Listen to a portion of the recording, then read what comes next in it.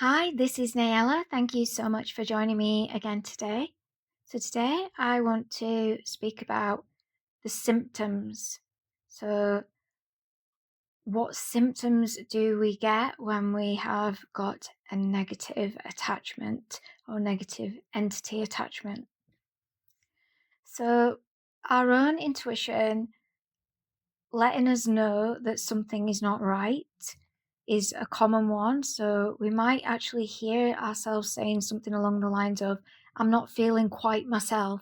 Or you may be like the observer and see yourself acting in a way that you don't really resonate as your truth, or behaving in a way that doesn't really resonate as your truth, or doing something that maybe you wouldn't ordinarily do.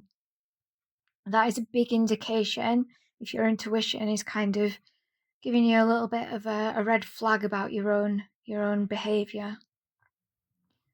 Maybe even your own thoughts as well.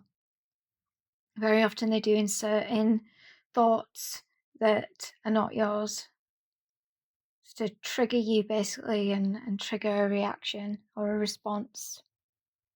So usually there's low levels of energy. So fatigue is a very common one because they're draining you of energy. They're taking your energy. They're feeding off your life force and really just hijacking onto onto your energy field, your supply that's rightfully yours. So there could be headaches or migraines. Also, a common one is seeing like a haunted look in someone's eyes or in your own eyes. You may experience cold or clammy feelings more regularly than maybe normal or abnormal times, say in the peak of summer where you're feeling very, very cold. There could be insomnia or an unsettled feeling when you're trying to sleep or rest. You may be experiencing bad dreams or nightmares. Like we mentioned before, addictions is a really big part of this, and also alcohol dependency as well could be a symptom. Unexpected or unexplained aches and pains. There could be anxiety or fearfulness and not really being able to fully explain why you're feeling that anxiety or why you're feeling fearful. Depression, also obsessive behaviors.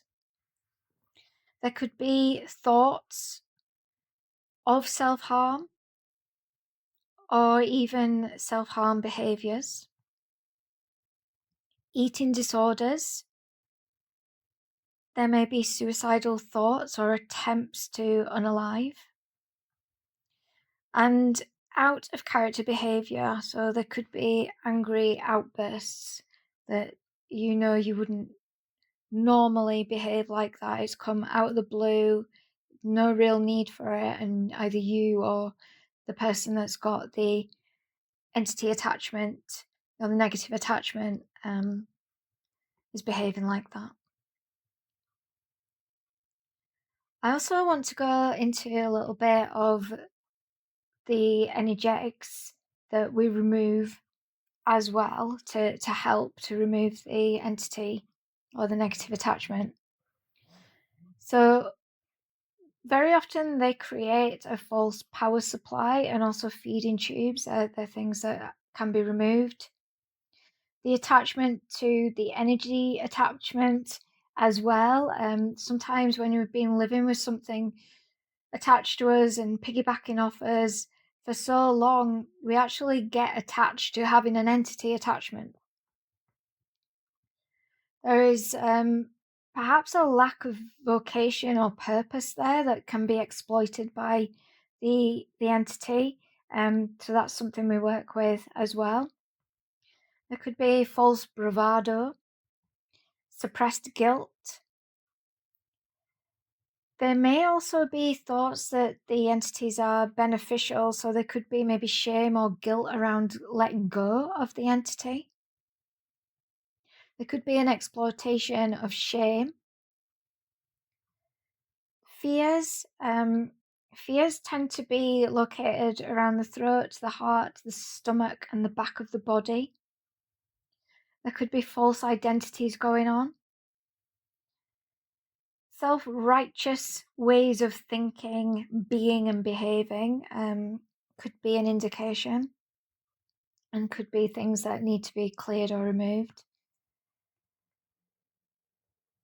There may be indignation going on, so anger of perceived unfair treatment that could be exploited by the entity. Lack mentality is definitely something that gets exploited a lot by negative entities. Rigid standpoints. Our perception is another thing that can be exploited. Like we've mentioned before, addictions. Fears of change are another thing that can be kind of hijacked and jumped upon by these negative entities. Defeatism, feeling unworthy. There could be a sense of false stability. This sense of I'm right, you're wrong, superiority is definitely something that can be exploited. There could also be a lot of distractions taking place, distracting you from connecting with yourself or going in and having that deeper connection with either your soul or your higher self or the higher realms. If you're religious, then God, source. So yeah, there's a lot of distractions going on to help you to really connect with your truth. There could be hyper-arousal and also hypersexualization or feeling that sexual energy is something also that can be hijacked and manipulated. Anger, rage, and outrage. Counterproductive affairs, kind of the same as distractions, where you're putting a lot of energy into something that's not really getting you anywhere, it's not really helping.